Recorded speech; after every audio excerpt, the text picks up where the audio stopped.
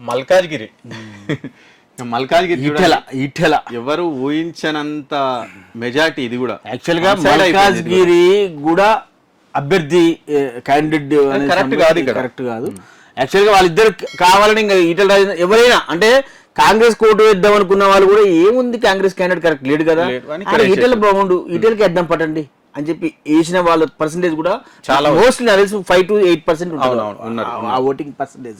అట్లా అన్ని రకాలుగా బీఆర్ఎస్ తరఫున కూడా కరెక్ట్ క్యాండిడేట్ లేనట్టుగా అటు ఈటెల ఇప్పుడు జనాలు ఒకటి అనుకుంటారు డిఎన్ఆర్ గారు, రేవంత్ రెడ్డి అసెంబ్లీ ఎలక్షన్లలో ఓడిపోయింది కొడంగల్, మల్కాజ్గిరి నుంచి గెలిచిండు, ఎంపీ అయ్యాడు, నెక్స్ట్ సీఎం అయ్యాడు. సేమ్ ఈయన కూడా ఓడిపోయింది అసెంబ్లీ ఎలక్షన్, నెక్స్ట్ మల్కాజ్గిరి నుంచి గెలిచిండు. ఇంకా నెక్స్ట్ ఇంకా అవకాశం ఉందేమో సీఎం అయినా అవ్వచ్చు కూడా. ఎందుకంటే ఇప్పుడు ఆల్రెడీ 8 సీట్లు వచ్చినాయి బీజేపీకి. యాక్చువల్గా మొన్న వేవ్ కరెక్ట్ టైంలో కొంచెం తప్పు నిర్ణయాలు తీసుకున్నారు బీజేపీ వాళ్ళు, కానీ లేకపోతే కాంగ్రెస్ కున్న వేవ్ అంతా బీజేపీకి వచ్చిన వేవే. సేమ్ ఒకవేళ ఈ 5 ఏళ్ల తర్వాత ఇంకా బీఆర్ఎస్ అనేది ఒకవేళ నాకు తెలిసి కొంచెం అటు ఇటు వెనకబడినా కానీ ఛాన్సెస్ 100కి 200% ఛాన్సెస్ బీజేపీకి ఉంటాయి.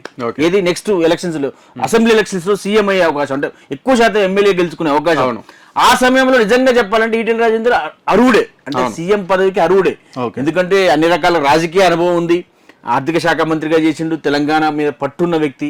ఇక బీజేపీలు నిజంగా ఆ స్థాయికి తీసుకొస్తే అయ్యే అవకాశం కూడా ఉండొచ్చు. అదృష్టం అనేది నిజంగానే ఇట్లే అవుతుందేమో నిజంగానే మీరు అన్నట్టు. అంటే ఆ మల్కాజ్గిరి వెళ్ళిన ప్రతి ఒక్కరికి రాత గట్టిగానే ఉందేమో మరి అదే చూడాలి.